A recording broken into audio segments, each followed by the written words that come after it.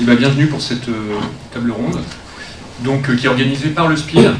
Donc peut-être pour commencer, juste quelques petits mots sur le SPIL. Donc je suis le coprésident, je m'appelle Laurent Mauriac. Donc le SPIL en fait est un syndicat de la presse, c'est le syndicat de la presse indépendante d'information en ligne. Ce qui compte aujourd'hui beaucoup plus que le en ligne, c'est le indépendant, puisqu'on a de nombreux membres qui sont soit bimédias ou même pour certains qui sont uniquement papier. Alors ça a été une évolution parce qu'au début donc, le SPIL a été créé vraiment comme le syndicat, c'était un peu le syndicat des pure players parce qu'il y avait, c'était une forme de presse qui était nouvelle et qui n'était pas représentée par les syndicats traditionnels. Mais en fait on s'est rendu compte que notre principale singularité c'était vraiment cette notion d'indépendance.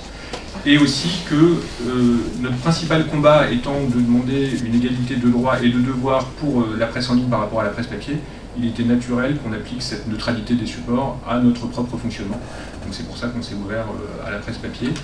Et donc aujourd'hui le SPIL représente 300 membres, donc je crois qu'on est le principal syndicat si on compte en nombre de membres. C'est pas encore le cas en nombre de journalistes ou en masse salariale, mais on espère que ça va le devenir. Et on a deux fonctions principales. On a une première fonction qui est de porter des combats ou des revendications qui touchent à l'encouragement de l'indépendance dans les médias.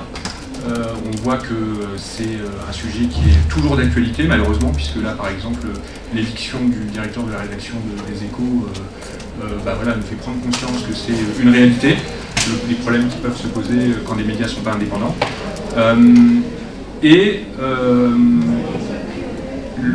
La deuxième fonction, c'est une fonction de service et qui s'est beaucoup renforcée ces dernières années avec l'arrivée de Anne-Claire comme directrice, la constitution d'une équipe de permanents.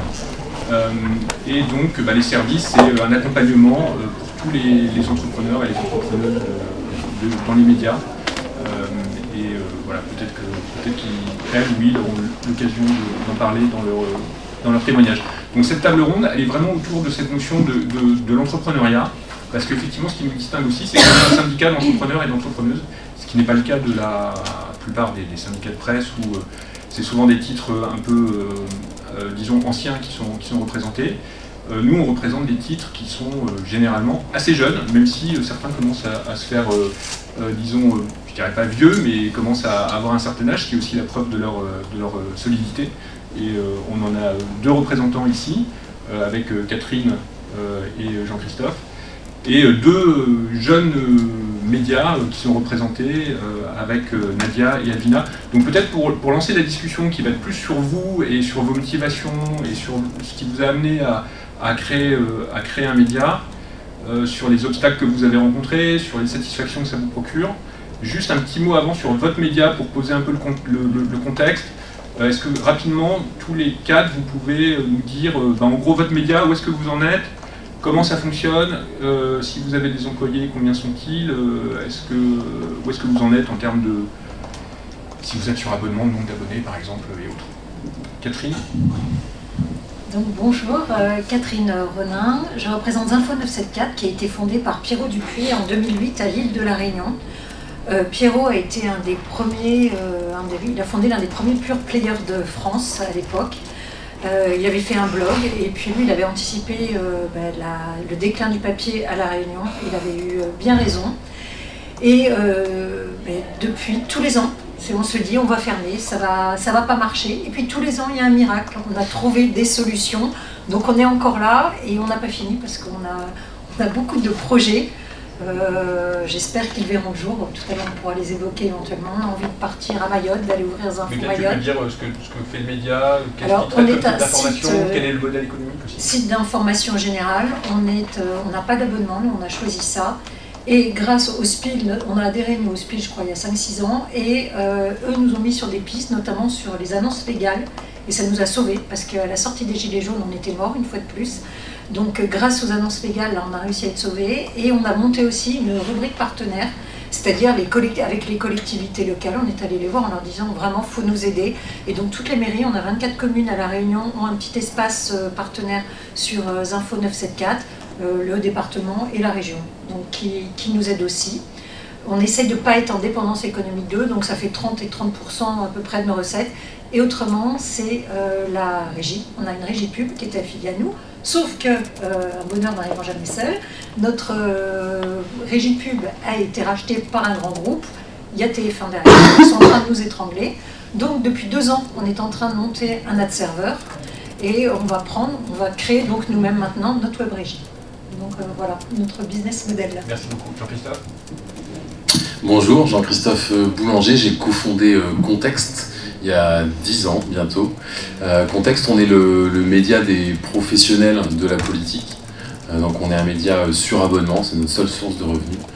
On est maintenant 80 CDI plein temps et une centaine de personnes au total, dont la moitié de journalistes qui sont à Paris et Bruxelles.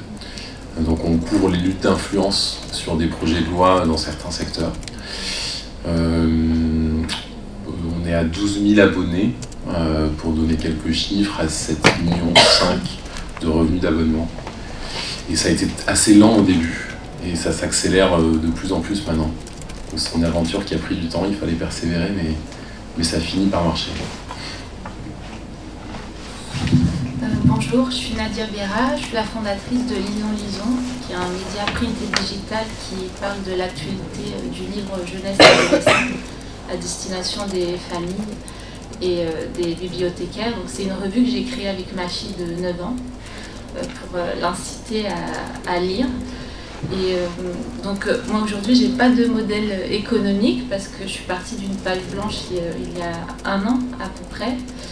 Donc là on va lancer notre première newsletter. Donc en fait on fait des newsletters thématiques où on invite, on fait des enquêtes, des chroniques qui sont réalisées par des libraires, des bibliothécaires et une journaliste qui a intégré le projet, et aussi les enfants, parce qu'on a monté un petit club de lecture. Donc en fait on a les enfants qui chroniquent leurs ouvrages pour la recommandation de pair à pair. Et par la suite, l'objectif c'est de lancer une revue, un bimestriel, qui serait sur abonnement. Mais aujourd'hui, on cherche un peu notre modèle. Est-ce qu'on fait de l'abonnement simple ou est-ce qu'on intègre de la publicité? Ça, c'est une vraie question. Et il y a aussi la question du financement, parce que pour créer une revue, il faut de l'argent. Donc aujourd'hui, c'est de l'autofinancement, mais j'espère pouvoir bénéficier de bourses ou d'autres ressources par la suite. Je ne sais pas si le verre est rempli. Bonjour, moi c'est Alvina Ledru-Johansson, je suis la fondatrice du média Culpool, le média des bonnes femmes de la bonne bouffe. Donc l'idée de ce média, c'est de valoriser et visibiliser les femmes qui exercent des métiers de bouche, donc des cuisinières, des vigneronnes, des fromagères. Le média est né en 2019 sur les réseaux sociaux, donc sur Instagram. Il a évolué en format newsletter et depuis l'année dernière, c'est un semestriel papier dont chaque numéro en fait est axé sur une seule profession. Donc, il y a eu un premier numéro sur les fromagères, un deuxième sur les vigneronnes. Le business model, c'est un peu compliqué parce que le prix du papier a extrêmement augmenté, donc ça a impacté forcément les coûts de production. Et je suis toute seule à gérer l'entreprise média. Donc il y a une 40aine de personnes qui travaillent sur le magazine que je rémunère, mais aujourd'hui moi je n'arrive toujours pas à me rémunérer. Donc il va aussi y avoir une recherche de subvention, d'un modèle économique en tout cas qui va me permettre de rendre ce média viable. Alors Alvina, on va peut-être rester avec toi. Ouais. Qu'est-ce qui t'a donné en fait envie de créer ce média? Quelles ont été tes motivations? Tu nous parles déjà des difficultés, en particulier les difficultés financières, le fait que tu ne te rémunères pas. Donc vu de l'extérieur, on peut se dire c'est un peu de la folie quand même de se lancer là-dedans avec effectivement le risque de ne pas être rémunéré pendant une certaine période et tu ne sais pas combien de temps peut-être ça va durer. Qu'est-ce qui t'a motivé? Pas l'argent, ça clairement. En fait, tout est parti d'un constat. Moi j'ai une formation en journalisme, j'ai fait une année de césure entre les 2 années pour faire un CAP cuisine pour vraiment me spécialiser dans ce domaine-là.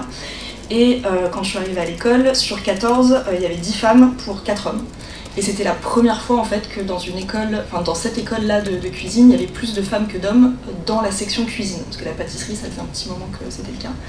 Et donc déjà là, ça a fait tilt pour moi et je me suis dit, mais en fait, dans les médias traditionnels, on ne valorise que des hommes. On ne fait que de dire que ce sont des métiers qui sont masculins, que c'est trop compliqué pour les femmes, que de toute façon elles représentent 2% des femmes chefs, sans que ce soit étayé. En tout cas, pour moi, je ne trouvais pas ça logique qu'on raconte ça. Et donc c'était dans un coin de ma tête, et après être passée dans différentes rédactions où j'ai essayé de valoriser les femmes, on me faisait comprendre que c'était pas intéressant, que de toute façon ça ne faisait pas cliquer, donc que ce n'était pas des sujets qui étaient intéressants financièrement parlant. C'était quel type de médias par lesquels tu es passé? Alors moi j'ai travaillé pour la télévision, pour une émission qui s'appelle Très Très Bon, qui est produite par François-Régis Gaudry. J'ai travaillé pour son émission de radio et pour l'Express Style. Et après pour une newsletter qui s'appelle My Little Paris, qui fait de la curation de bonnes adresses. Et en fait je n'avais pas de médias dans lesquels raconter les choses que je voulais raconter. Donc au bout de quelques années, je me suis dit autant créer le média où j'aurai la place d'écrire les sujets que je veux traiter et de valoriser les femmes que j'ai envie de mettre en avant. Donc c'est sans aucune connaissance de l'entrepreneuriat et sans véritable envie en tant que telle d'entreprendre que je me suis lancée. Et tout a commencé comme ça en me disant voilà, c'est le moment, j'ai plus de CDD, j'ai du temps, j'ai les allocations chômage, donc je me lance et on verra bien où ça me mène. Nadia, même question, tes motivations, et alors toi, ce qui est vraiment très particulier, c'est ta relation avec ta fille qui a été assez décisive dans le projet. Alors oui, alors moi en fait c'est parti d'une expérience personnelle, c'est que je suis devenue maman, et ma fille est entrée au CP, et au CP elle a eu des troubles des apprentissages, donc la lecture c'était quelque chose de difficile, alors que moi je suis une très grande lectrice, j'adore lire.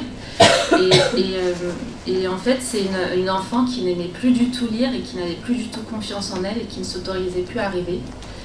Et donc un jour, elle m'a lancé un défi en me disant mais les rêves ne se réalisent pas parce que toi tu voulais être journaliste, moi je veux faire telle chose. Et donc j'ai décidé qu'en tant que maman, parfois je sais pas en fait, on entreprend parce qu'on est fou. Et donc ce jour-là, avec l'impulsivité, je lui ai dit non, on peut réaliser ses rêves, il n'y a pas d'âge pour réaliser ses rêves, donc la semaine prochaine, je vais réaliser mon rêve, on va créer une revue et on sera toutes les deux rédactrices en chef. Donc ça a commencé comme ça, et donc je me suis lancée dans l'aventure, mais il faut savoir qu'avant je travaillais dans le livre, donc c'est un univers que je connais. Et, tu faisais quoi dans le livre? Alors j'ai commencé comme fabricante et ensuite j'ai été éditrice, mais pas dans le livre pour enfants, dans les livres d'art. Et donc en fait j'ai identifié un besoin via mon expérience, c'est que je me suis mise à la recherche de contenu qui intéresse mon enfant, et en même temps il fallait que je trouve des contenus qui lui donnent envie de lire et qu'elle n'ait pas peur de lire et qu'elle ne lise pas des choses scolaires, c'est qu'on peut lire aussi pour le plaisir. Et donc c'est comme ça qu'est né ce projet, c'est que j'ai commencé à regarder ce qui était proposé, et en fait il n'y avait pas du tout de médias indépendants qui parlent de littérature jeunesse, et surtout il n'y avait pas de médias qui donnent la parole aux enfants. Les enfants ne sont jamais impliqués, on ne leur demande jamais leur avis sur leur lecture. Donc j'ai décidé de les intégrer sur ce projet, et d'ailleurs ma fille était très contente parce que c'est la plus jeune, je pense, rédactrice en chef de France à 9 ans. Et donc on a commencé comme ça et on apprend tous les jours, parce que bien que je connaisse le livre, je ne connais pas le milieu de la presse. Donc c'était très difficile, mais en même temps ça a motivé ma fille, parce que du coup on est obligé d'apprendre, de se remettre en question, et c'est ce que je demande à ma fille de faire tous les jours, c'est d'apprendre et de faire des choses. Donc ça c'est une source de motivation, et surtout en lançant ce projet-là, l'année dernière c'était vraiment une page blanche. Aujourd'hui on a un compte Instagram où on a fédéré 1 millier d'abonnés sans pousser de contenu. On a fédéré des libraires, des bibliothécaires, on a déjà 637 personnes qui se sont inscrites à une newsletter qui n'est pas encore sortie, qui va sortir bientôt. Et le projet est né comme ça, et j'ai rencontré surtout des gens chez qui le projet a eu une certaine résonance et qui ont décidé de m'accompagner, et notamment le SPIL, parce que l'idée, c'est quand on a cette idée-là, c'est aussi de lui donner de la valeur et du crédit, c'est que comment je me positionne pour faire reconnaître ce projet qui est né d'une maman, parce que voilà, je m'occupais de mes enfants, comment on donne de la valeur à ce projet, comment on le fait reconnaître, et on lui donne une âme, et c'est en intégrant des réseaux. Et c'était très important pour moi de le faire reconnaître comme un média indépendant. Parce qu'aujourd'hui, l'objectif de Lisons, c'est de devenir un magazine littéraire avec une voix indépendante parce que tout ce qui est proposé aujourd'hui, il y a toujours un intérêt commercial. C'est soit édité par un éditeur, soit par des associations de livres. Voilà. Jean-Christophe, alors toi tu as un parcours aussi un peu atypique parce que je crois que tu as fait une école de commerce et puis tu as démarré de façon assez classique avec un travail salarié et puis tout d'un coup tu t'es dit je vais devenir entrepreneur dans les médias. Comment ça s'est passé? Ouais, il y a eu plusieurs épisodes.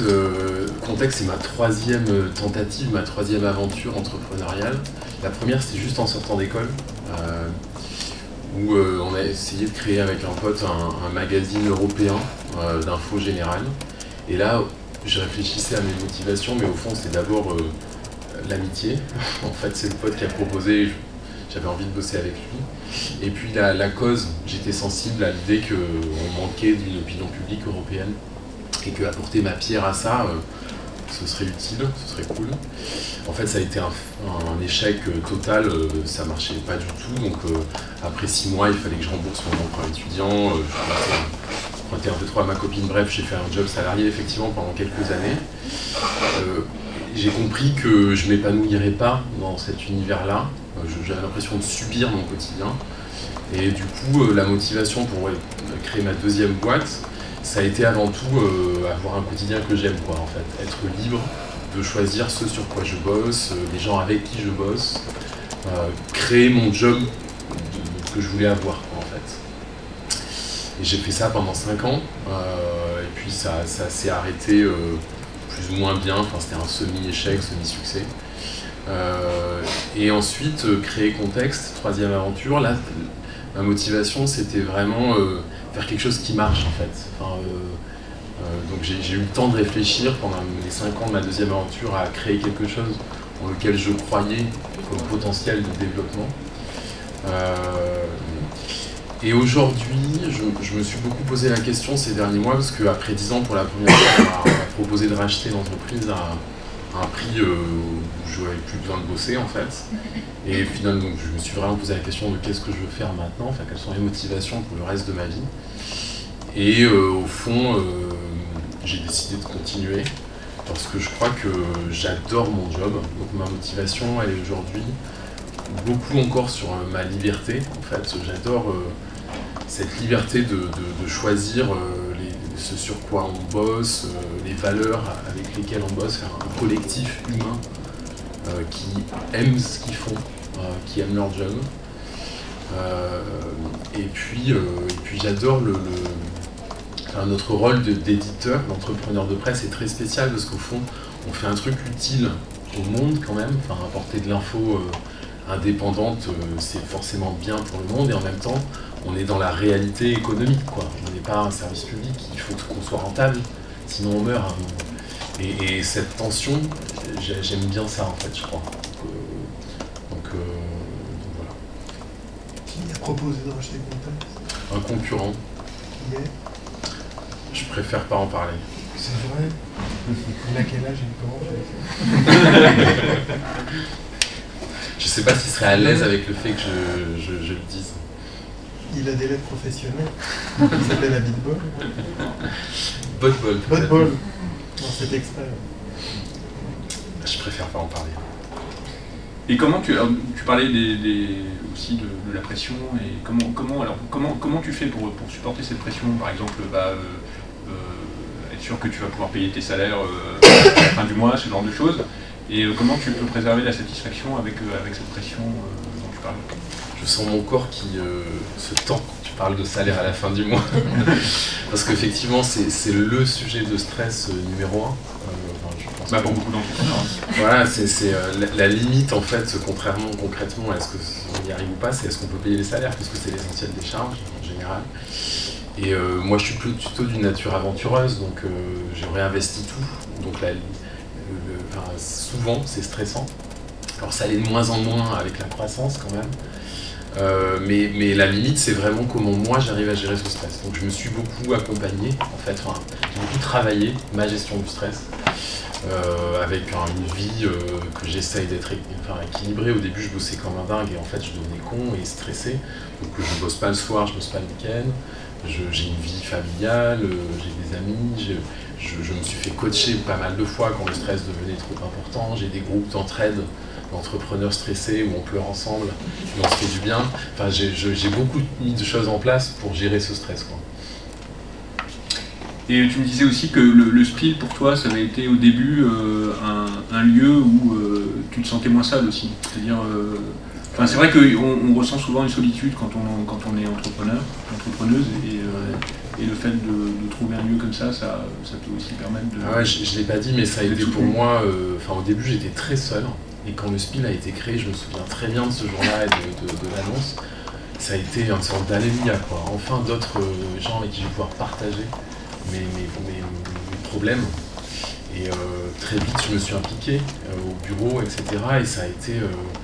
je pense que un contexte n'aurait pas connu la croissance qu'il a eue sans ce collectif qui m'a d'abord fait du bien, moi, psychologiquement, en prenant confiance, en pouvant partager des choses avec toi, avec Maurice Botbon, que tu citais, avec Edwin Plenel, enfin des entrepreneurs qui y arrivaient en fait, et qui me soutenaient ne serait-ce qu'en montrant l'exemple de réussite, quoi. Et je précise que Jean-Christophe en fait a été président du SPIL pendant 6 ans avant moi, et voilà, que en fait, quand même une grande partie du développement du SPIL peut lui être attribuée ces dernières années. Et en fait c'est aussi, je pense, pour lui, un peu comme pour moi, c'est aussi une manière de rendre ce dont on a bénéficié pendant les premières années. Catherine, alors toi c'est un peu différent parce que toi tu as rejoint un projet en fait. Alors voilà, mais t'aurais pu, je crois que tu avais un travail salarié, tu aurais pu continuer à rester salarié, et qu'est-ce qui a fait que tu as rejoint ce projet? Je parlais au nom de Pierrot parce que toute l'aventure de Zinfo, en fait, c'est Pierrot qui était un grand journaliste de radio. Pierrot c'était un ami? Pierrot Dupuis, qui était un ami. Moi j'étais journaliste, je travaillais pour un concurrent. Et Pierrot, en fait, grand journaliste de radio, grand journaliste de presse, est tombé malade, il n'avait plus de voix. Il a eu un problème de santé, il n'a plus de voix. Donc, et puis il avait commencé à monter son blog, et là, le blog ça marchait, monter le site internet, et l'audience est partie en flèche. Et on était, pourtant nous, à la Réunion, il y avait des concurrents, et très rapidement il s'est retrouvé être numéro 1. Sauf que l'audience a été là, mais il y avait 0 recette. C'était une catastrophe.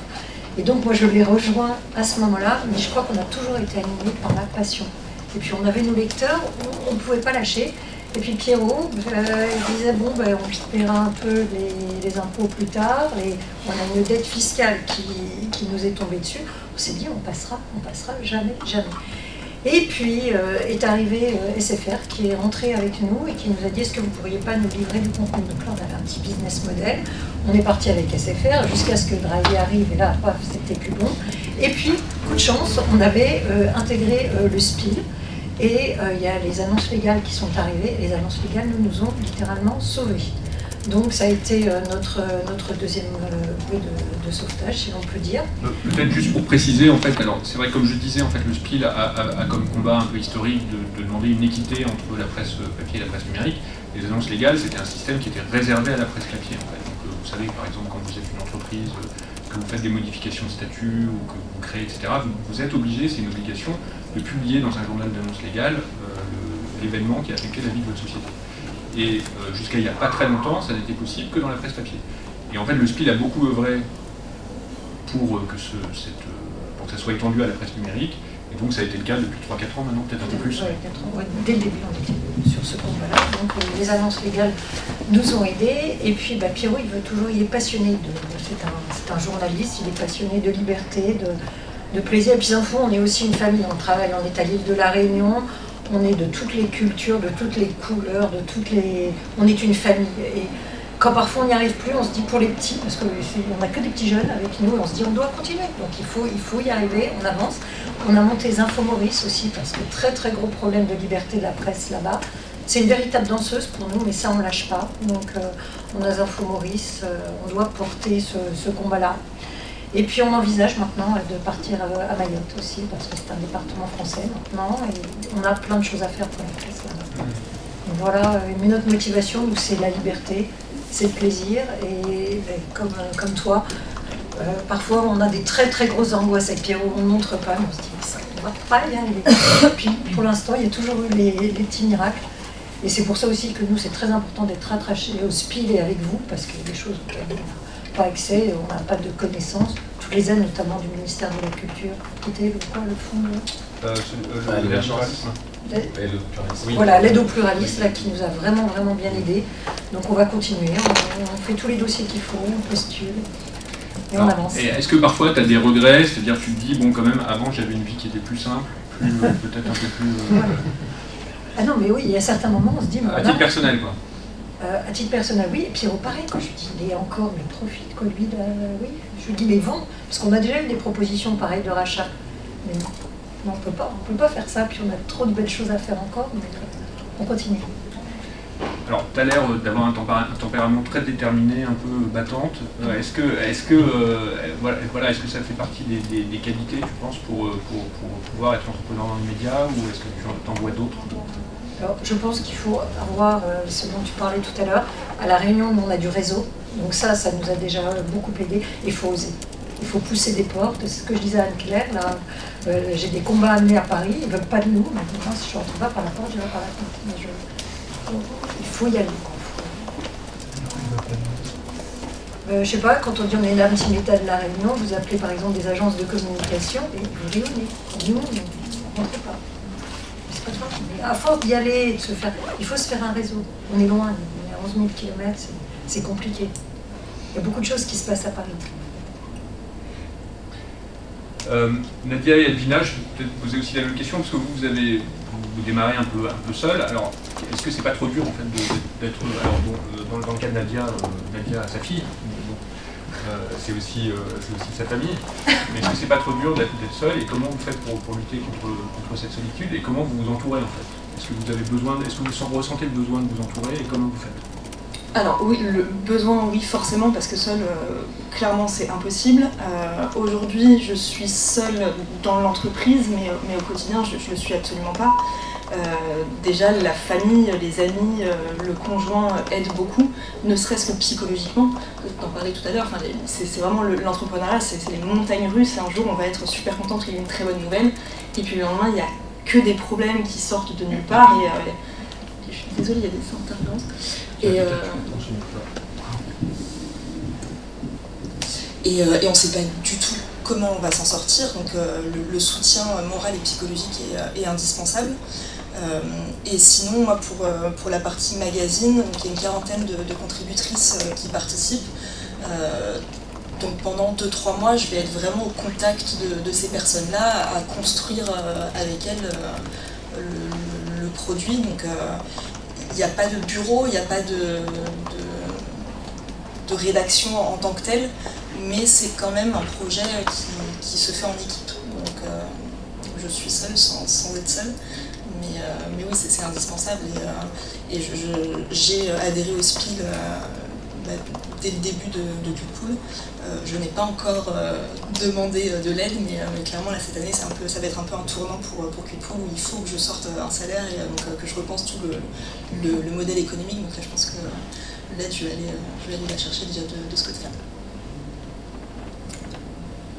Alors oui, on est souvent seul, mais en fait on a de la chance en France parce qu'on a plein d'écosystèmes qui nous aident quand même à entreprendre. Moi je sais que j'ai très vite... déjà, il y a la solitude et il y a la peur. Parce que quand on ne vient pas d'un milieu, on a souvent très peur. Et la peur aussi peut nous bloquer. Donc en fait, tous les matins, visuellement, en fait, je range ma peur dans un placard ou dans un tiroir pour oser faire des choses. Parce que sinon, en fait, souvent je suis bloquée. Parce qu'on a le syndrome de l'imposteur, je crois. On se dit, mais non, en fait, moi je n'ai pas de formation de journaliste, j'ai pas ceci, j'ai pas cela, je peux pas faire telle ou telle chose. Et finalement, mais je range tout ça dans un tiroir et je me dis en fait quelle est mon idée, qu'est-ce que je veux faire, et du coup j'essaie de le faire. Et j'essaie tout de suite à chaque fois de trouver un réseau ou des gens avec qui m'entourer pour pouvoir avancer. Et souvent, en fait, aujourd'hui, les gens qui m'accompagnent sont des gens qui m'accompagnent sans être rémunérés. En fait, aujourd'hui, je rémunère une journaliste et une illustratrice parce que ça me semble important. Et donc oui, c'est difficile. on se plante souvent parce qu'on pose des idées, on expérimente, ça ne fonctionne pas, donc souvent on pourrait abandonner. Et finalement, toutes ces personnes qu'on croise, toutes ces personnes qui croient en notre projet, en fait, ça nous donne de l'énergie pour avancer. Et donc du coup, moi j'ai une nature assez calme, donc en fait, parfois on a des échecs et je me dis ok, ben là ça n'a pas fonctionné, pourquoi? J'essaie d'analyser et en fait je recommence. J'utilise un autre chemin et en fait c'est un peu de la folie aussi. Je pense qu'il faut être un peu fou et pas avoir peur de l'inconnu et se dire en fait il faut oser faire, mais aussi oser rêver et rêver grand, parce que si on rêve pas grand, en fait on fait rien. Et moi j'avance comme ça.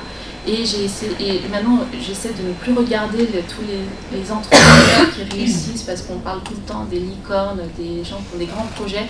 Nous, c'est des projets à taille humaine. Donc moi, j'avance à petits pas, des petits pas de gens comme tout le monde. Donc je fais un pas, et un pas, on amène un autre, et on avance comme ça.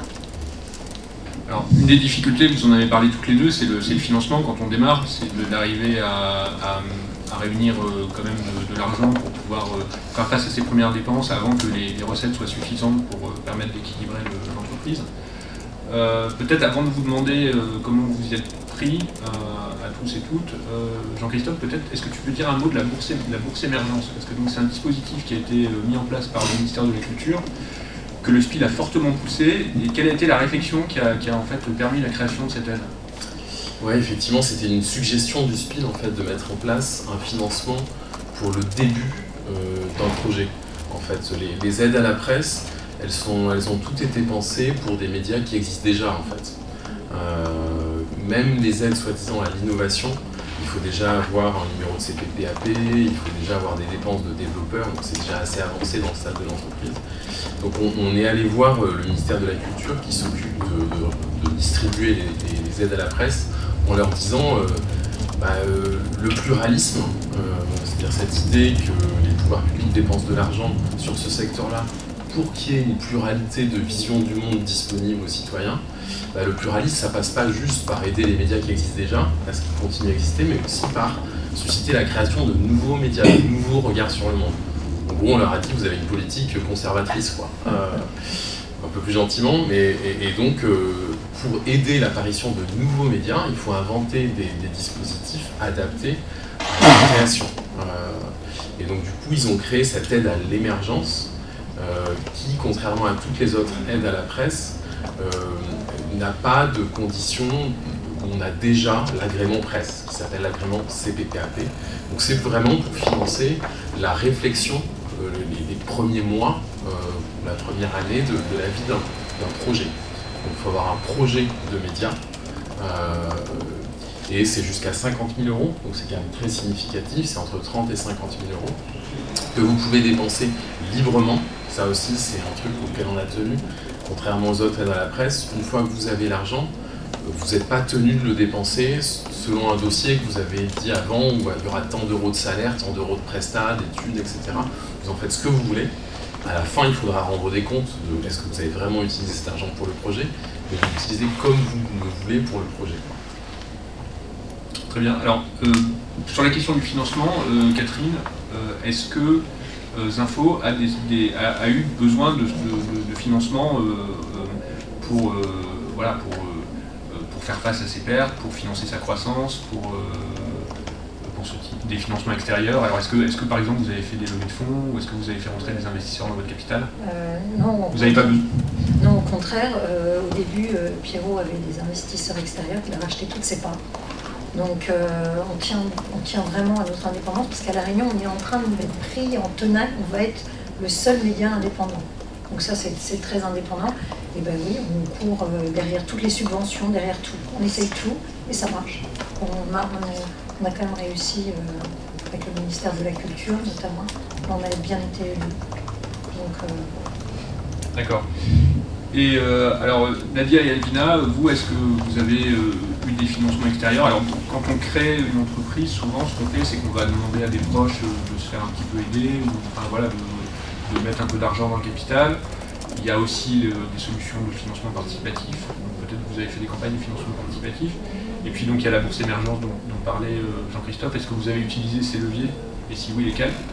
Alors moi j'ai obtenu la bourse émergence et clairement c'était indispensable pour moi parce que donc c'était avant la sortie du magazine, je savais que j'allais sortir un magazine et donc que j'allais avoir notamment beaucoup de dépenses de TVA. Et donc il était important pour moi de pouvoir récupérer cette TVA et donc de créer une structure juridique autre que la micro-entreprise, chose enfin du coup elle était une micro-entreprise au départ. Donc j'ai fait la demande de bourse émergence que j'ai obtenue, ce qui a rendu possible en fait la création de la structure juridique de Cupool. Et à la sortie des magazines, donc la fabrication d'un magazine ça coûte très cher. Donc j'ai fait des campagnes de financement participatif pour le premier numéro et le deuxième, parce que je ne voulais pas du tout avoir d'emprunt bancaire. Parce que ça veut dire des mensualités à rembourser et un stress pas possible. Et du coup, la famille et les amis ont un petit peu participé de cette façon-là parce que le capital, c'est mon argent propre que j'ai investi dedans.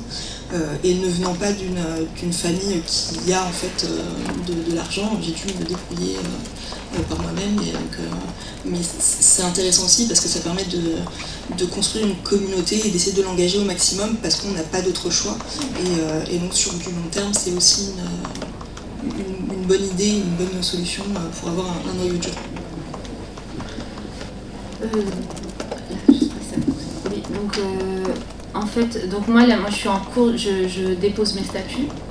Et j'ai commencé à créer cette entreprise et en fait je voulais vraiment que ce soit mon projet.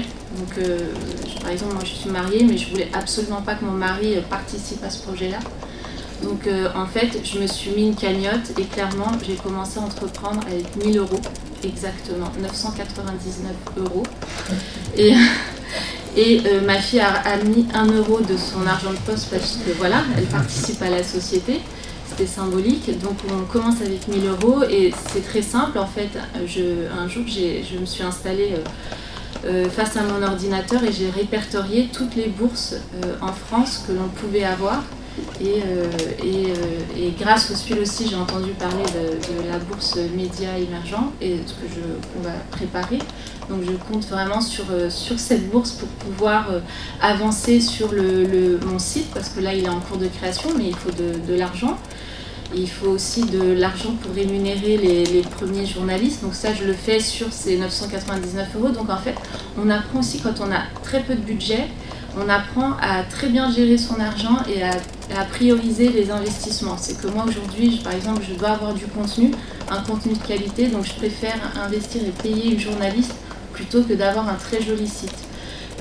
Donc on apprend aussi à gérer les choses comme ça. Et donc ensuite, on a le financement participatif et donc ça, je compte là-dessus et en fait, on explore. En fait, je pense qu'on va tester beaucoup de modèles pour avoir du financement. Là, on réfléchit, est-ce qu'on va commencer à faire de la publicité? Est-ce qu'on ne va pas demander à être sponsorisé pour certaines newsletters via des maisons d'édition? Mais ce qui est compliqué, c'est qu'on veut être un média indépendant, mais si on demande à être sponsorisé, on a aussi beaucoup de questions après, donc c'est un peu compliqué, mais bon, on apprend comme ça. Ok. Jean-Christophe, en fait, les médias, ce qui est un petit peu particulier, c'est qu'il faut quand même pas mal d'argent tout de suite, parce qu'en fait, pour pouvoir attirer des abonnés, si on est sur un modèle payant, il faut tout de suite proposer un contenu de qualité, donc ça veut dire engager des frais, par exemple recourir à des pigistes ou même embaucher des journalistes. Si on est sur un modèle publicitaire, c'est pareil, parce que finalement, il faut avoir un certain niveau d'audience pour pouvoir commencer à intéresser des annonceurs. Donc, il y a ce problème de financement. C'est quoi un peu le parcours type pour un entrepreneur de médias pour justement pallier ce problème? Et toi, comment tu as fait? Alors le mix de financement, c'est comme ça que ça s'appelle. Type d'un entrepreneur média, à mon sens, c'est d'abord les subventions. Enfin, on en parlait, c'est l'idéal parce que c'est relativement facile à obtenir, c'est un traitement assez administratif, il faut rentrer dans les cases. mais il n'y a pas de sélection en fait véritablement sur les projets. C'est un traitement administratif, donc la bourse à l'émergence c'est déjà super au début, puis il y a d'autres subventions ensuite. Puis ensuite, assez souvent, il y a quand même des levées de fonds qui peuvent exister. Il y a différentes étapes, certains le font dès le début, plutôt auprès des amis ou des proches, puis auprès d'un cercle de professionnels du secteur. Il y a des financeurs habituels en fait, de la presse. Il y a des gens qui ont fait plein de millions ailleurs et qui sont prêts à investir dans la presse. Il y a des professionnels de la presse qui sont prêts à investir dans d'autres projets. Ou de levée de fonds avec des professionnels, des financiers. En fait, ça existe aussi dans le secteur, plus tard, quand l'entreprise s'est déjà développée. Je m'arrête un instant là-dessus, sur les levées de fonds. Est-ce que tu peux expliquer un petit peu le mécanisme? Parce qu'en fait, le problème des levées de fonds, ce qu'on dit souvent, c'est qu'en fait, on est dilué. Donc, qu'est-ce que ça veut dire, on est dilué, et comment on peut empêcher ça? Ouais, moi en fait, le levée de fonds, ça veut dire qu'on vend une partie de la propriété de l'entreprise à des tiers. Moi je suis très critique du discours médiatique ambiant qui présente les levées de fonds comme des succès. Ouais, telle start-up a levé 100 millions, succès incroyable. Bah non, en fait, ils ont juste vendu une part de la propriété de l'entreprise à des gens. C'est pas un succès de vendre une partie de sa maison pour financer le fait d'habiter sa maison, quoi. Donc, mais n'empêche que ça peut être nécessaire comme levier de financement, parfois, de vendre une partie de la propriété de l'entreprise pour pouvoir se développer. Le problème dans les médias, pas face aux levées de fonds, qui fait que moi, à Contexte, par exemple, j'ai essayé d'éviter d'y avoir recours, c'est que ça pose une question d'indépendance. Par exemple, Mediapart, ils ont Niel comme actionnaire indirect, ils avaient à l'époque, ça leur a été reproché. Le public peut se dire, c'est bizarre qu'il y ait tel milliardaire ou telle personne au capital qui peut avoir une influence sur le journal. Même si en vrai, non, si on est actionnaire minoritaire, il n'a pas de voix au chapitre. Mais il y a une suspicion de dépendance. Et même si elle n'est pas vraie, dans les dîners, les gens qui ont des actions peuvent se dire « ouais, je suis investisseur là ». Et donc finalement, ils peuvent acheter, en investissant, une supposée influence. Donc ça, c'est pas bon pour l'image du média. Donc moi, je recommande aux médias qui veulent lever des fonds d'être très clairs sur ceux qui vendent, d'être très clairs pour eux-mêmes sur les motivations de celui qui va investir. Il y a 3 types de motivations pour moi. C'est est-ce que la personne, elle le fait par amitié, ça existe, enfin, moi j'en ai eu. Laurent a investi 10 000 € à la création de Contexte avec 3 autres personnes. C'est parce qu'on avait des liens amicaux, il me trouvait sérieux. Il disait si ça marche, tant mieux pour lui, si ça marche pas, c'est pas grave, j'aurais perdu de l'argent. Et on avait un deal clair où je m'engageais pas à ce que ça marche en fait. Donc ça existe. Il y a une deuxième motivation possible qui est la cause en fait. Il y a des gens qui sont prêts à investir dans un média parce qu'ils sont sensibles à l'information indépendante. Ça existe. Il y a une troisième motivation qui est l'influence. Et ça là, moi, en tant qu'entrepreneur média, je veux la bannir. Mais il y en a qui jouent là-dessus. Il y a des médias qui font des suites de levées en vendant de l'influence auprès de personnes. Et en vrai, il y a une quatrième motivation qui est la motivation financière qui peut exister, où comme un investisseur standard, quelqu'un investit en espérant revendre plus cher ses parts plus tard. Et ça, moi personnellement, je serais OK avec ça en tant qu'entrepreneur. À vous de voir si vous l'êtes. Donc, bref, je résume, pour moi, il y a 4 grands types de financement, les subventions, la levée de fonds, le crowdfunding, qui est adapté plus ou moins selon les projets. Moi, ayant un public professionnel, c'était pas adapté. Et la dette, on y pense pas souvent, ça peut créer du stress, mais moi, je fais le choix d'endetter Contexte au maximum, en me disant... alors tout en n'étant jamais caution personnelle, c'est un principe, c'est-à-dire que si la boîte coule, je veux pas que ça ait de conséquences sur ma vie privée, mais par contre c'est pas grave si la boîte meurt en fait, c'est juste une aventure, et donc si la banque elle prête et que ça marche pas, tant pis pour elle en fait, c'est pas un stress énorme pour moi en fait, donc moi j'ai fait ce choix là. Et là, on peut dire que dans le secteur de la presse, il y a un organisme qui qui s'appelle l'IFSIC, qui en fait est un organisme très important parce qu'il il distribue des prêts au secteur, aux entreprises du secteur de la culture ou des médias. Et il a comme particularité de ne pas demander justement de caution personnelle. Donc les taux d'intérêt sont un petit peu plus élevés en contrepartie. L'IFSIC fait deux choses. L'IFSIC accorde des prêts directement et il peut aussi se porter, en fait, garantir des prêts bancaires classiques. Donc là aussi on retrouve le même mécanisme, c'est-à-dire que comme le disait Jean-Christophe, on n'est pas exposé personnellement en cas d'échec. Et là, ça c'est quand même un organisme, il y a beaucoup de membres du SPIL qui sont passés par l'IFSIC et ça a toujours très bien fonctionné. Voilà, donc c'est important de le mentionner. Ouais, j'ai une petite question, parce qu'il y a quelqu'un qui a déjà eu l'idée saugrenue de vous poser la question à tous les deux, ancien SPIL, Laurent Mauriac est actionnaire, il y a un problème, ça pose problème? Quel problème? Je ne sais pas. Mais parfois, il y a des gens qui posent des questions et qui s'imaginent des problèmes. Le fait que le SPIL, adhérent, actionnaire, etc. Personne ne vous a posé cette question-là. Bah, tu es le premier. Ouais. Non, mais je ne vois pas de problème. Mais du coup, moi, je le savais en plus. Mais voilà. C'est public de toute façon. Ah oui, bien sûr, c'est public. Mais ça m'intéresse en fait, quel problème non, tu il n'y a pas de problème. Bon, parfois je m'imagine des problèmes fictifs. D'accord. Donc tu veux savoir si on imagine qu'il pourrait y avoir des problèmes Non, la deuxième question, c'est sans comparer les personnes du tout, est-ce que Patrick Drahi, lui aussi, c'est Georges Mandel, non? Ouais. C'est vrai, non? Ouais, tout à fait. C'est un peu son... Je suis pareil que Patrick Drahi. Non, c'est pas ce que j'ai dit, j'ai fait un préambule. Mais là-dessus, j'assume. Mais c'est vrai que c'est la même chose en fait. Ouais, tout à fait. Moi, je trouve que c'est très... Enfin, c'est dommage en fait que les petites boîtes ne fassent pas... Enfin, les gros en usent et en abusent. Bah, profitons-en aussi, les petits en fait. Oui, c'est ça, oui. Donc, fait, ça. Les petits n'osent pas le faire. Il y a de l'autocensure en fait sur la dette. Là-dessus aussi. Ouais.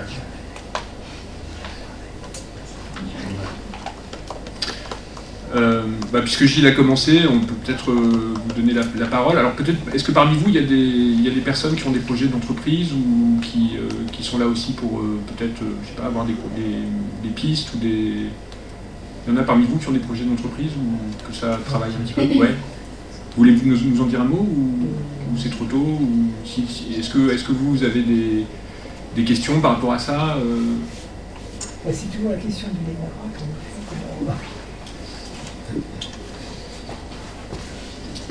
Non, mais c'est toujours la question du démarrage. C'est sûr que des conseils généraux comme oser mettre de côté les obstacles et y aller. Voilà, bon. Mais autrement, il y a les questions pratiques, en fait, oui, c'est ça. Autrement, je connaissais un peu, enfin, je connais un peu le milieu. Je connaissais le SPIL. Par contre, la bourse émergente, elle est là depuis combien d'années? En fait, ça fait 5-6 ans à peu près. Ah oui, quand même. D'accord. Enfin, alors, peut-être, moi je peux peut-être dire un mot comme président du SPIL. Alors moi il se trouve que je suis aussi entrepreneur, j'ai créé un média qui s'appelle BriefMe. Avant j'avais été un des fondateurs de Rue 89, donc j'ai aussi cette expérience d'entrepreneur, même si là je suis simplement animateur. Mais je pense qu'il y a deux choses qu'on peut dire par rapport à l'observation qu'on a au SPIL. C'est que souvent on voit des gens qui arrivent avec des très beaux projets éditoriaux, mais qui n'ont pas suffisamment pensé au reste des dimensions. Et en fait, avoir un bon projet rédactionnel n'est pas suffisant, et encore plus avec le numérique. Pour moi, il y a au moins 3 autres composantes qui sont essentielles. Il y a la composante commerciale ou marketing, parce qu'en fait, les gens ne vont pas venir directement sur votre contenu, et sur le numérique, en fait, on a pu avoir l'illusion que, en fait, voilà, c'était maintenant... ça permettait à des petits de se faire connaître très facilement, d'émerger, etc. Mais en fait, c'est pas vrai. C'est-à-dire que si vous avez une présence numérique, les gens ne vont pas venir spontanément. Donc il faut vraiment aller les chercher. Donc cet aspect marketing commercial est essentiel. Il y a l'aspect technique, parce que finalement, quand on parle d'entreprises de médias aujourd'hui dans le numérique, on est des entreprises rédactionnelles, mais on est aussi des entreprises techniques, parce qu'il faut qu'on crée une plateforme technique, qu'on assemble des briques. Donc cette compétence, elle est très très importante. Et puis, il y a la compétence qui est un peu finalement l'emballage, en fait, c'est-à-dire l'expérience utilisateur, le design. Et ça, c'est aussi quelque chose de très très important, c'est comment vous valorisez votre contenu. Et donc ça, c'est des compétences qui sont un peu périphériques, qui sont parfois un peu négligées aussi. Et la deuxième chose que je pourrais dire, c'est que ce dont on s'aperçoit aussi, c'est que ce qui est bien, c'est d'avoir d'emblée une idée d'articulation entre un projet rédactionnel et un modèle économique. Parce que finalement, les deux vont souvent ensemble. Et on peut avoir un projet rédactionnel qui est très très bien, mais si on a un modèle économique à côté qui n'est pas cohérent avec le projet rédactionnel, bah, ça va pas forcément marcher. Et donc après, bon, bah, il y a aussi beaucoup d'entreprises qui se cherchent, ça fait partie de l'entrepreneuriat, hein, on réussit rarement du premier coup. Donc il y a vraiment cette idée aussi de tâtonnement, de pouvoir pivoter, comme on dit, pour arriver à faire coïncider les deux, mais je pense que c'est vraiment quelque chose qu'il est bon d'avoir en tête dès le démarrage. Je ne sais pas s'il y en a qui veulent réagir par rapport à ce que je viens de dire. Oui, en fait, ce que je voulais dire, par exemple, moi dans mon projet, j'applique un peu les méthodes agiles. C'est que tout de suite, en fait, je teste quelque chose et j'analyse tout de suite derrière les effets. Est-ce que ça a marché, ça n'a pas marché? Si ça a marché, j'analyse pourquoi et j'essaie d'améliorer. Si ça n'a pas marché, j'essaie de comprendre pourquoi et de ne pas recommencer. Et aussi de se dire, en fait, on est en France et on a tous des petits réseaux. Par exemple, moi, pour mon site internet, bon, j'habite à Paris dans le 13e, il y a l'école des Gobelins, on a l'école Estienne et j'ai pas beaucoup de budget. Moi, je l'ai donné tout à l'heure mon budget. Donc en fait, je cherche tout le temps des systèmes D parce que j'ai un objectif et je dois l'atteindre. Donc pour l'atteindre, j'utilise toujours les outils que j'ai. Et vraiment, moi j'ai mis 4 mois, je suis allée 4 mois tous les jours à l'école des Gobelins pour mon site internet, pour leur dire j'ai besoin de ce site internet. Et en fait un jour j'ai vu une publicité sur manger local, manger bio, voilà. Et donc en fait je suis allée leur vendre mon projet en leur disant ah au fait je voudrais faire ce projet version locale. Vu qu'on mange bio et local, pourquoi vous... Moi j'habite le 13e, vraiment à côté de chez vous. Et en fait la personne en face de moi a souri. Et elle a dit ah mais oui d'accord, alors que ça faisait 4 mois que j'ai envoyé tous les jours un mail à tous les profs des Gobelins. Et aujourd'hui, je travaille avec eux justement sur un site qui respecte alors les UX, je ne connais pas, mais bon, bref. Et en fait, oui, on ne s'y connaît pas, mais quand on ne s'y connaît pas, on entend des mots. Moi, j'ai tout le temps un calepin et je note tout ce que je ne connais pas. Et dès que je rentre chez moi, je cherche, je lis les infos et ensuite je me dis, ok, avec ces infos, qu'est-ce que je fais, comment on réagit. Donc on avance comme ça. Et on va se tromper, mais en fait, quand on veut entreprendre, si on a peur de se tromper et de se faire mal, il ne faut surtout pas entreprendre. Parce que de toute façon, il y a plus d'échecs que de réussites. Il faut être extrêmement patient. Par exemple, je prends mon cas, j'ai eu l'idée l'année dernière. Moi, je pensais vraiment que cette année, là, maintenant, au moment où je vous parle, j'aurais mon site internet, mes newsletters, ma société, je m'étais déjà projetée. Bon, ben non. En fait, maintenant, on apprend aussi qu'il faut énormément de temps et donc on apprend comme ça, mais on apprend aussi à devenir vraiment chef d'entreprise. Par exemple, on parlait de s'endetter. Moi, c'est ce que je compte faire, mais ce qu'on ne sait pas, c'est que si on décide de s'endetter sur une société, c'est important d'aller déposer sa marque ou son logo à l'INPI, parce qu'en fait, si on s'endette et qu'on perd la société, on garde au moins la marque et le projet qu'on a construit pour pouvoir réutiliser par la suite. Donc il y a plein de choses qu'on peut apprendre. On a vraiment autour de nous des petits réseaux, des petites choses, et il faut oser. Vraiment, moi je dirais qu'il faut tout le temps oser. Oui. Parce que sinon on n'avance pas. Et ce qu'on peut dire, c'est que dans ces réseaux, il y a le SPIL, parce qu'en fait le SPIL est aussi un réseau d'entraide. C'est-à-dire qu'il y a maintenant 300 membres qui sont 300 entrepreneurs ou entrepreneuses, et il y a un forum où les nouveaux venus peuvent poser toutes leurs questions, et ils seront jamais, ils auront toujours des réponses bienveillantes en fait. Donc c'est-à-dire qu'on peut vraiment y aller, poser des questions les plus bêtes qui soient, des questions de débutants. Et puis il y a une équipe de permanents qui aussi a dans ses missions de répondre, d'aider en fait les jeunes entrepreneurs ou les jeunes entrepreneuses, et qui passent énormément de temps. Et donc là, il faut rendre hommage à Anne-Claire, à Salomé qui sont là, et puis aussi à Max qui n'est pas présent aujourd'hui, mais qui passe énormément de temps à épauler les adhérents. Moi, je vais passer le micro. Justement, sur cet aspect commercial et marketing, quelles sont les solutions ou les voies que vous avez choisies pour vos médias? Ouais, très bien. Alors moi, par exemple, mon premier objectif, c'est de créer un lectorat et une audience, parce que j'en avais pas au début, et donc j'ai commencé j'ai d'abord créé un compte Instagram pour voir si mon contenu allait intéresser des personnes, et tout de suite en fait on a eu beaucoup de gens qui se sont abonnés, et surtout je pousse aucun contenu, c'est-à-dire que j'ai pris le parti de ne pas faire de publicité, de pousser mes contenus sur Instagram, de la laisser grandir de façon organique pour voir l'intérêt, et j'ai juste créé une landing page. Donc ce qui est vraiment bien, c'est qu'on a plein d'outils aujourd'hui qui ne coûtent pas très cher. Donc ma landing page, elle n'est pas très jolie, mais l'objectif c'était juste de voir si des personnes allaient s'inscrire pour recevoir cette newsletter. Aujourd'hui j'ai 637 personnes qui se sont inscrites pour une newsletter qui n'est pas encore sortie, qui va sortir là dans 3 semaines. Donc on teste les choses comme ça. On a plein d'outils aujourd'hui, il ne faut pas avoir peur des nouvelles technologies. Et si on ne sait pas les maîtriser, en fait on a plein de tutos sur YouTube qui nous apprennent aussi comment créer une landing page, moi Instagram j'y connaissais rien du tout. Et donc à faire des choses. Donc en fait voilà, moi aujourd'hui je crée une audience, j'essaie d'animer ce lectorat que je voudrais par la suite convertir en abonnés, ou en tout cas en personnes qui vont par la suite acheter ma revue. Pour nous, ce qui nous a aussi beaucoup aidé, qui continue à nous aider, c'est qu'on a pris une partie de s'entourer de jeunes. Et avant, nos jeunes, maintenant nos premiers jeunes, ils commencent à avoir 30 ans. Donc là, on est dans notre deuxième phase de jeunes. On embauche vraiment des gens qui ont 25 ans maximum.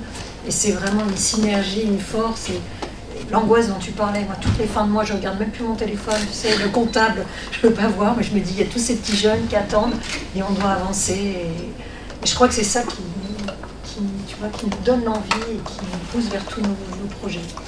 Ils sont tous les jeunes, vraiment. Donc c'est des actions de commercialisation de marketing. Ah, pas du tout, non, ça c'est nous, et du coup ça nous pousse parce que c'est...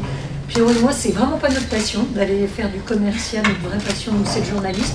On n'a pas le choix. De toute façon, il le faut. Et c'est pour ça aussi que nous, le speed nous a beaucoup aidé. Puis il faut qu'on vient à Paris et puis on fait ce qu'il faut. On essaie. Ouais, je précise quand même que tu viens de La Réunion, donc oui. Merci beaucoup d'être là. Certains n'ont pas réussi à venir en Ouais, exactement. Nous, pour te répondre à contexte, on fait surtout du commercial, peu de marketing en fait, parce qu'on vend à des professionnels. Et donc les gens ne s'abonnent pas en ligne en fait, ça passe par une discussion avec un être humain qui est un commercial de contexte. Et moi, comme c'était ma 3e aventure, et que je suis pas bon commercial en fait, c'est pas mon job, je me suis dit dès le départ, il faut 2 commerciaux plein temps en fait. C'est une condition que ça marche. Donc on avait au départ 4 journalistes et 2 commerciaux. J'avais quoi payer les salaires pendant 3 mois, mais soit ça marchait pas en fait. Et en fait, du coup on a eu dès le départ une approche assez professionnelle de la vente. C'était pas moi qui le faisais en plus de faire tout le reste, c'était des gens dédiés. Et je pense que le succès commercial vient beaucoup de ça en fait. Du fait qu'on avait des gens qui réfléchissaient à comment vendre l'abonnement contexte. Aujourd'hui, on a 25 commerciaux et le succès, enfin le développement d'entreprise, il est basé sur le nombre de commerciaux avant tout. Donc, et je passe tout autant de temps à réfléchir aux process commerciaux qu'à la ligne éditoriale. Enfin, dans mon job, les 2 sont aussi importants en fait. Sachant que le grand jeu est pour nous, qui sommes un peu au milieu, de bien séparer rédaction et commercial. Et ça faut faire très très attention. Et jamais, on préfère refuser de l'argent plutôt que de dire à un journaliste retiens ta plume. Mais après, c'est un choix. Disons que c'est un choix, je pense, qui est un choix raisonnable à long terme, qui peut coûter de l'argent à court terme, mais qui permet de construire sa crédibilité. Tout à fait. Un respect pour nos lecteurs. Oui. Merci. Je m'appelle Aurore Chadiou et je suis responsable de la filière journalisme à l'École des métiers de l'information. Et dans notre parcours, on a un module Créer son média, avec justement l'idée d'inclure ces compétences, ou en tout cas de sensibiliser les personnes qui forment au journalisme à ça. Mais est-ce que vous avez l'impression qu'il manque quelque chose, peut-être pour des personnes qui, comme vous, souhaitent se lancer à un autre moment de leur vie, une offre en fait de la part des écoles où on pourrait avoir un module, créer son média et un accompagnement en fait un petit peu sur mesure pour des personnes qui ont l'idée éditoriale mais auraient besoin d'un accompagnement par ailleurs.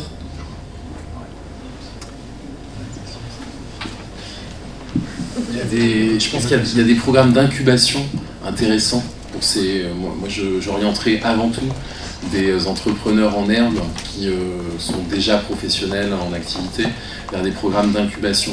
Il y en a une petite dizaine en France, dont 3-4 à Paris. Et c'est intéressant parce que c'est une approche qui n'est pas juste des cours. Enfin, il y a une partie cours et pratique. Moi, j'interviens dans certains incubateurs pour raconter des choses. Mais il y a une partie accompagnement du projet en tant que tel et construction du projet. Ça dure 1 an en général ou quelques mois. Et moi, j'ai fait ça au début de Contexte. Et ça permet vraiment d'être entouré, d'avancer sans être seul dans les premiers mois qui sont aussi les plus compliqués, quoi, souvent. C'était où déjà l'incubation de Contexte? C'était à Créatis. Ah oui, voilà.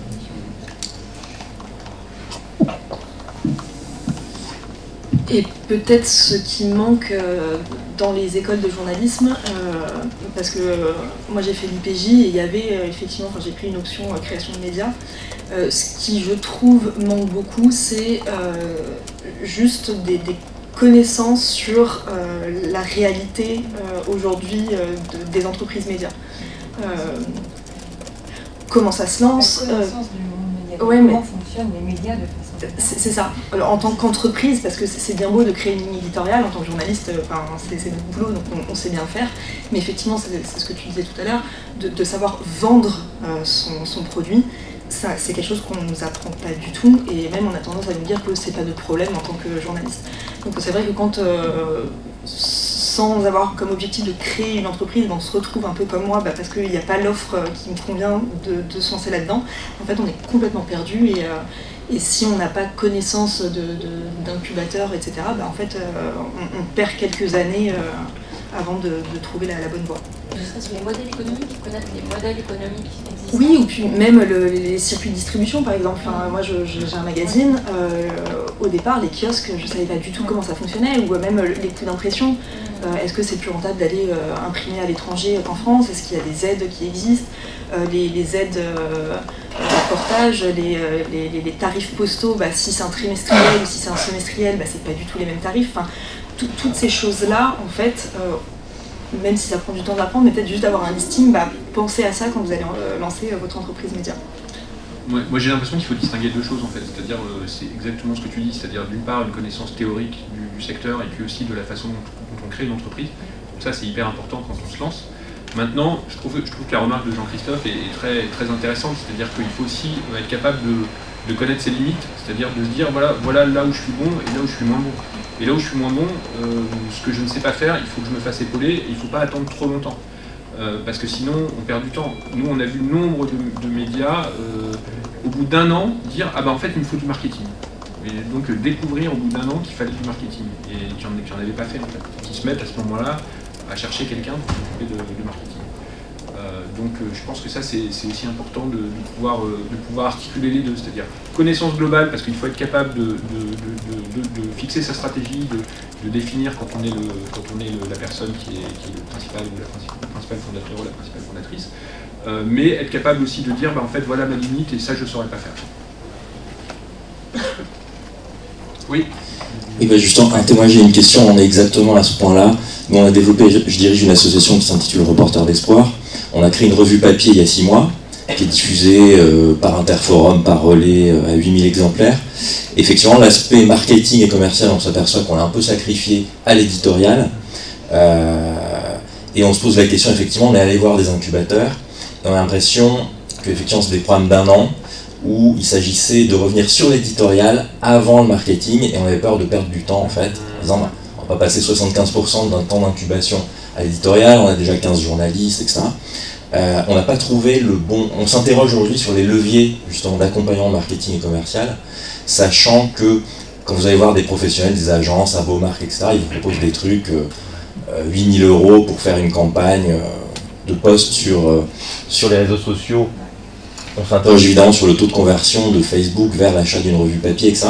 Enfin, on n'a pas trouvé véritablement, autant les leviers d'accompagnement éditoriaux, ils sont, enfin presque partout, on n'a pas de difficulté à les trouver, autant je vous rejoins, oui, je m'interroge sur cet accompagnement marketing, sachant qu'on expérimente des choses évidemment, mais on est en train de se demander s'il ne faut pas qu'on crée des réunions de Tupperware en fait pour s'inspirer des bonnes vieilles méthodes dans l'idée de créer des communautés qui se fassent ambassadrices, etc. Sachant que le fait d'être bien distribué ne garantit pas tout. Enfin, c'est une partie du chemin, mais si on n'a pas de com derrière, si les médias ne nous médiatisent pas, etc., c'est vrai que... Enfin voilà, on a à ce point de bascule ou d'interrogation, très preneur d'idées, de conseils, d'accompagnement, etc. Ouais, je comprends très bien la situation dans laquelle vous semblez être. Mon approche serait d'abord de me demander est-ce que cette compétence, elle est clé pour la réussite du projet ou pas.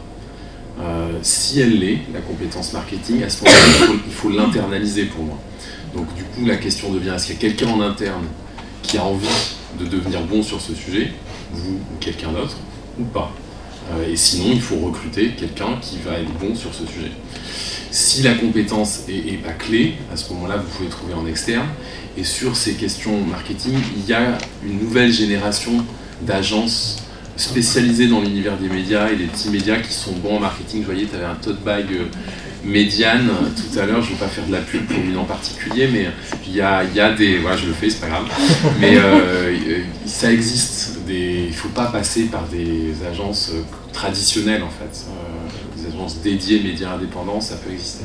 Parce qu'on se dit, il faut faire une levée de fonds pour financer le travail de ces consultants. On en est là, nous, aujourd'hui, en se disant, il faut qu'on trouve de l'argent pour financer un poste ou financer des agences, etc. Oui, mais en fait, il faut le considérer comme un investissement. Donc, en fait, c'est le fait de créer, d'avoir un besoin de financement pour un investissement et de s'interroger sur comment combler ce besoin de financement. Donc, voilà, il y a plusieurs solutions, dont les levées de fonds. C'est tout à fait normal et c'est sain comme fonctionnement, enfin, à mon avis. Après, on a la spécificité d'être une association. Donc, pour la levée de fonds, c'est un peu... c'est autre chose.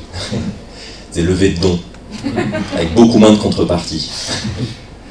Non, alors je crois que c'est, je ne sais plus si c'est Albina ou Nadia qui en avait parlé, mais effectivement, ce qui est aussi intéressant, je trouve, aujourd'hui dans le marketing, c'est qu'on peut, surtout avec le numérique, c'est pas forcément des budgets énormes, et ce qui est intéressant, c'est qu'on peut faire du test and learn, c'est-à-dire essayer des choses avec des petits budgets, voir, et puis alors, ce qu'il faut, c'est avoir un très bon ICRM, c'est-à-dire un outil qui permet de retracer l'origine des campagnes pour voir qu'est-ce qui fonctionne et qu'est-ce qui ne fonctionne pas.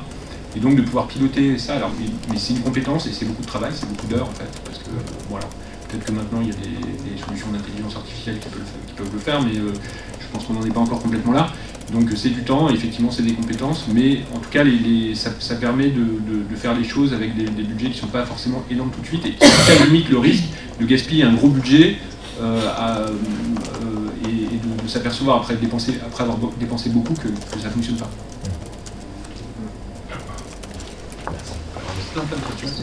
Alors il y avait Gilles d'abord. Ouais. Alors, allez-y, ouais. Bonjour. Juste partager en fait une expérience peut-être intéressante pour vous. Je m'appelle Wael Akiki et je représente la fondation Samir Assir basée à Beyrouth.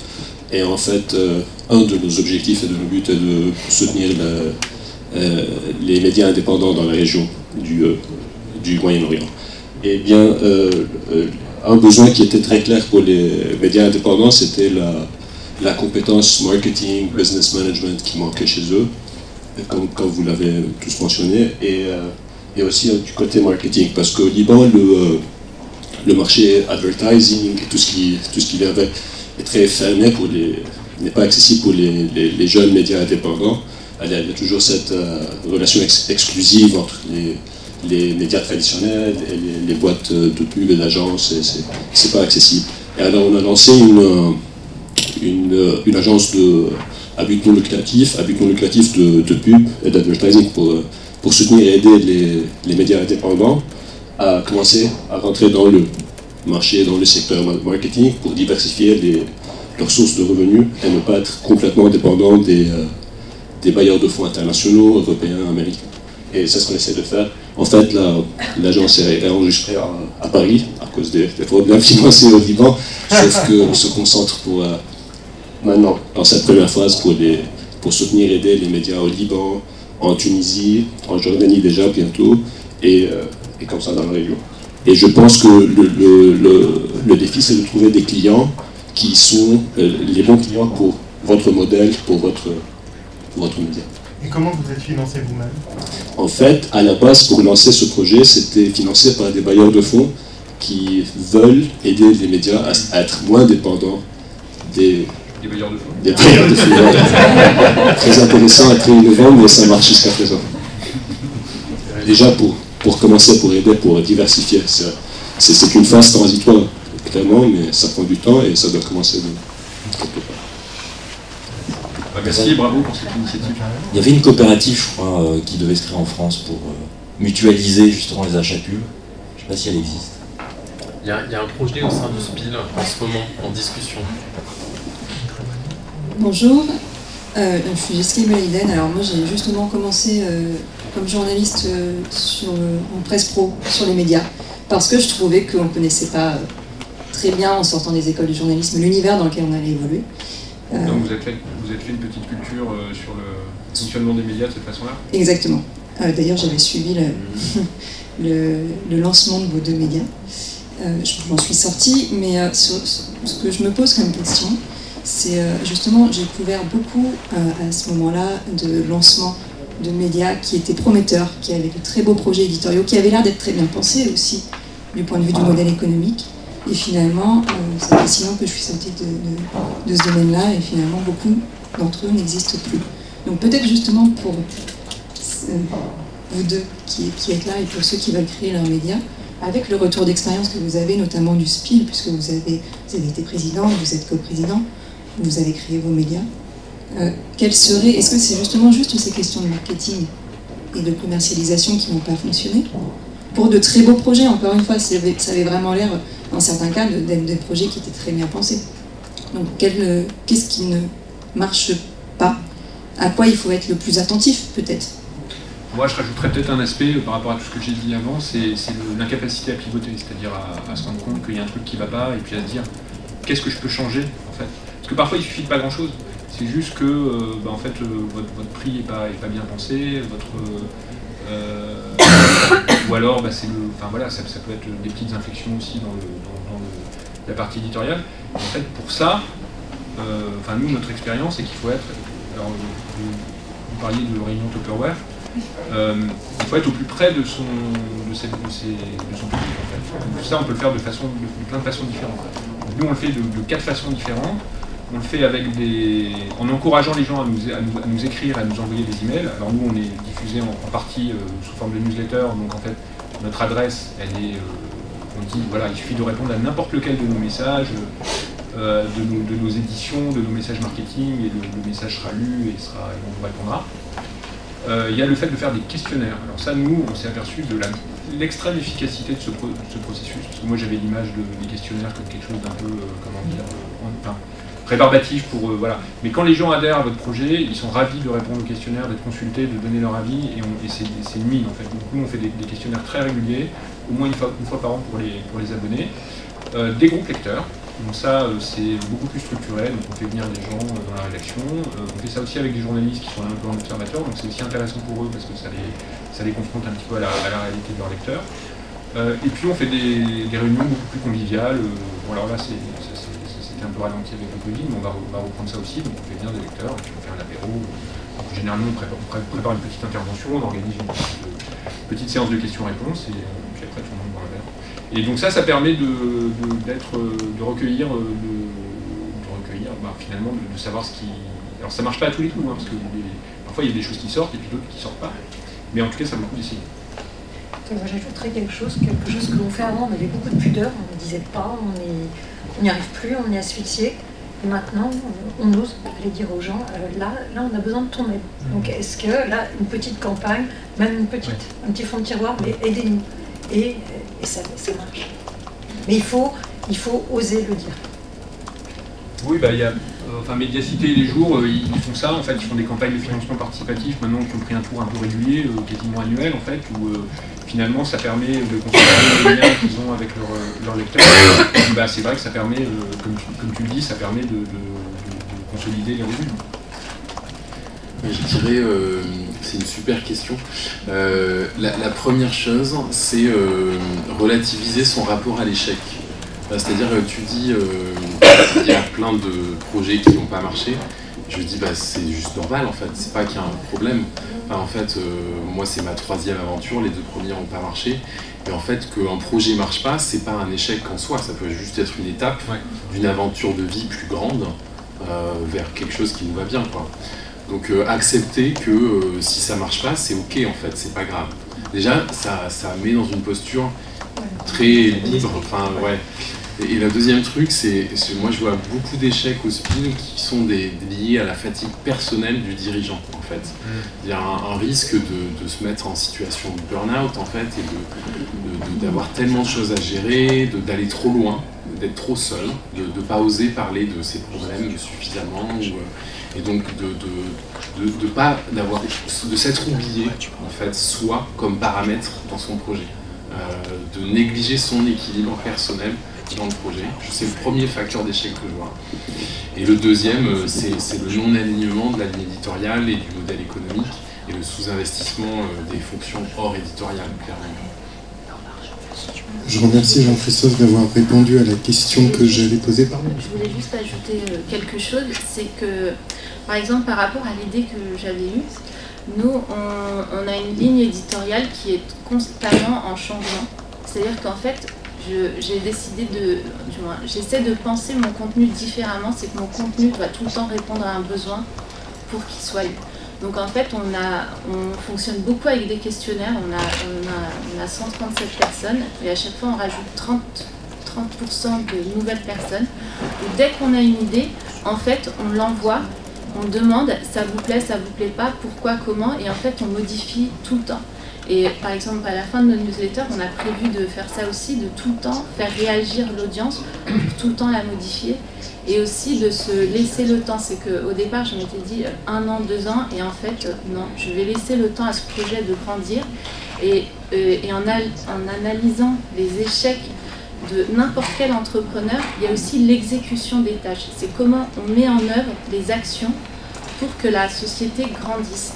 Donc il faut aussi se dire quel est mon objectif. Moi, mon objectif, c'est d'avoir une société, bien sûr, de me faire plaisir, parce que ce projet, il faut qu'il ait une certaine cohérence avec mes aspirations personnelles et professionnelles, mais c'est aussi une société qu'on doit faire grandir. Et en fait, tous les chefs d'entreprise, c'est l'exécution des tâches, comment on les exécute. Et donc en fait, il faut poser une fondation, ça prend du temps, ça va prendre plus ou moins du temps pour les personnes. Moi, ça prend beaucoup de temps, mais en fait, à chaque fois que je pose une brique, je m'assure qu'elle est bien solide, et ensuite je refais autre chose. Donc en fait, je me suis laissée, maintenant je ne me dis plus dans 1 an, dans 2 ans, ce sera peut-être dans 5 ans, mais en tout cas, cette revue, elle va sortir et elle prendra le temps qu'il faut, et elle est mouvante en fait. J'imagine vraiment comme une personne, une entité qui grandit et qui a chaque fois un nouveau besoin, et j'adapte, et je m'adapte aussi à ce qu'attendent les gens, parce que les gens ne vont pas lire une revue qui ne les intéresse pas. Donc en fait, en interrogeant les gens, on a découvert, du moins j'ai découvert, en fait certaines personnes ont dit, bah, moi je lis si j'ai telle rubrique, si j'ai... Et bien je les ai ajoutées. En fait, c'était des rubriques, il y en a certaines qui m'ont même étonnée parfois, j'y avais même pas pensé. Et en fait, du coup, on crée la revue comme ça, on la crée avec les gens qui la lisent. J'avais une petite question en fait, d'abord à vous deux, parce que vous avez dit tout à l'heure que c'était pas votre première aventure média, et donc je pense que la réponse est oui, mais est-ce que vos nouveaux projets entre guillemets médias, même s'ils sont pas complètement nouveaux, est-ce que évidemment vous avez appris de vos peut-être erreurs ou échecs précédents, et comment? Et puis aussi, par rapport à ce dont on parlait, savoir les lieux, on parlait de Creatis pour, comment dire, en incubation, on parle de réunions Tupperware, etc. Je voulais savoir si le SPIL, de quelle façon est-ce que le SPIL s'était éventuellement, comment dire, est-ce que les nouvelles personnes qui sont arrivées au SPIL, comment les nouvelles personnes qui sont arrivées au SPIL ont créé de nouvelles choses, et quelles sont les nouvelles choses que vous avez créées ou les nouveaux projets qu'il va y avoir par rapport aux besoins en fait qu'on voit des créateurs de médias. Je vais peut-être laisser la parole à Anne-Claire, qui sera plus complète que moi, pour peut-être... Ouais, tu peux commencer par la deuxième question. Oui, tout à fait. Donc, bonjour à tous. Donc, je suis Anne-Claire, je suis directrice générale du SPIL et je m'occupe aussi de J'aime l'info, qui est aussi une solution, je me permets d'en glisser un mot, pour permettre aux médias de bénéficier du financement participatif qui ouvre à défiscalisation dans certains cas lorsqu'ils sont reconnus par la commission paritaire IPG ou 39 bis A. Et c'est vrai que c'est une solution de soutien assez utile et de plus en plus mobilisée par les médias et qui connaît aussi un intérêt assez fort de la part des donateurs, puisqu'on a doublé le montant de collecte en 2 ans. Au niveau des services du SPIL... Il y a presque 4 millions d'euros de collecte. Plus cette année, 4,3 millions d'après nos premiers calculs. Et on attend les résultats du comptable, mais en tout cas c'est nos calculs internes, donc je pense qu'on ne devrait pas être si loin que cela, auprès d'à peu près 50 000 donateurs et au profit d'une centaine d'éditeurs de presse qui sont assez variés d'ailleurs, à la fois des médias très engagés, des médias confessionnels, des médias locaux aussi. Voilà, parmi les gros collecteurs, il y a Blast par exemple, il y a Reporter, Vert, la Déferlante aussi, le Nouvel Esprit Public, etc. Pour revenir sur les services qu'on propose au SPIL et qu'on a développés ces dernières années, on a lancé un cycle de formation pour les porteurs de projets médias, puisqu'effectivement, on a identifié la difficulté qu'ont un certain nombre de porteurs de projets à se positionner sur le marketing, sur la communication, sur le volet commercial. Et donc, c'est une formation qui se décompose en plusieurs blocs qu'on peut suivre de manière indépendante, donc en fonction de ses besoins, et avec aussi un volet coaching, puisqu'on est assez conscient et on a bien identifié le sujet de la solitude et de l'épuisement d'un certain nombre de porteurs de projets, et que nous, on invite nos adhérents à faire très attention à eux. Et on a d'ailleurs organisé un atelier sur la santé mentale hier, la santé mentale des dirigeants d'entreprise, pour parler de ce genre de sujet. Donc on organise pas mal de webinaires justement pour réfléchir à cela. On est en train de lancer des cafés pour les managers aussi, qui seront disponibles en visio et en présentiel, pour vous aider, en tout cas pour aider les membres du SPIL à échanger collectivement sur leurs difficultés, principalement autour des sujets RH et management pour l'instant, et avec l'objectif d'organiser 2 ou 3 sessions par an de ce type. Comme j'ai rappelé brièvement, on organise des webinaires aussi pour échanger, qui sont assez pratiques pour que les éditeurs puissent poser leurs questions. On a des fiches juridiques aussi à disposition et on développe ces fiches pour accompagner les éditeurs dans les étapes du développement de leurs médias, que ce soit sur des sujets juridiques, administratifs ou les demandes de subventions. Et on a aussi l'assistance, comme l'a rappelé Laurent en introduction, sur les sujets du quotidien, puisque je travaille avec Max, qui est responsable des relations adhérents et qui est juriste, et Salomé, qui est notre alternante et qui a aussi une formation de juriste. Vous êtes institut de formation ? On n'est pas institut de formation, nous travaillons adossés au Media Institute pour proposer ces formations. Alors Christophe, tu veux répondre à la première question ? Ouais, s'il y a un truc que j'ai retenu de mes 2 échecs, c'est bien choisir les gens autour de soi, en fait. C'est-à-dire choisir les bonnes compétences, c'est-à-dire être lucide sur ses propres compétences et non-compétences, c'est ce qui est dur. Et donc choisir des gens avec qui on partage des valeurs. Déjà, il faut être conscient de ses valeurs aussi, ce qui n'est pas évident. Mais donc choisir des gens avec qui on partage des valeurs et qui ont des compétences complémentaires de soi, où en tant qu'associé, on va chacun respecter l'autre dans son domaine de compétences. Moi, ça n'a pas marché dans mes boîtes précédentes. Au niveau des valeurs pour ma 2e boîte, ça n'a pas marché à contexte où il y a eu des séparations d'associés sur plutôt des sujets de zone de compétences. Ça marche très bien avec une de mes 2 associés de départ de contexte. Ça fait 10 ans et c'est un bonheur. Parce qu'on réalise chaque jour qu'on partage complètement les valeurs et qu'on a des compétences où on se respecte. Mais c'est pour moi le gros truc que j'avais sous-estimé, en fait. Aller vraiment en profondeur avec les gens avec qui on crée le truc sur qu'est-ce que ça veut dire pour soi profondément cette aventure, qu'est-ce qu'on y met, qu'est-ce qu'on veut y faire, quoi. Je pense que c'est bien quand on s'associe, souvent on fait un pacte d'associés, ce qui est plutôt recommandable en fait, c'est de prévoir vraiment tous les scénarios, parce que quand on s'associe, c'est un peu la lune de miel souvent, mais il faut être capable d'anticiper le pire. En fait, c'est pas évident hein, de se dire, voilà, en tout cas c'est bien de prévoir le scénario du pire, parce que les brouilles entre associés, les problèmes entre associés sont une cause majeure d'échec des entreprises, et notamment des petites entreprises, parce que finalement ça n'a pas été prévu. Et d'ailleurs, nous, souvent, on voit que dans les problèmes que rencontrent les entreprises, il y a dans bien des cas des problèmes économiques qui se superposent avec des problèmes humains de brouille d'associés. Les brouilles d'associés entraînent des problèmes économiques. Et je me permets de rajouter un mot, c'est que le SPI mène actuellement...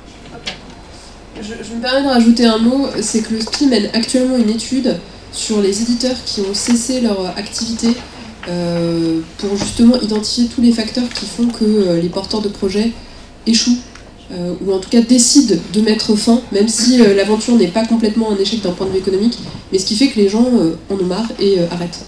Après les journalistes qui arrêtent la profession de journaliste, et les éditeurs qui arrêtent... Tout à fait.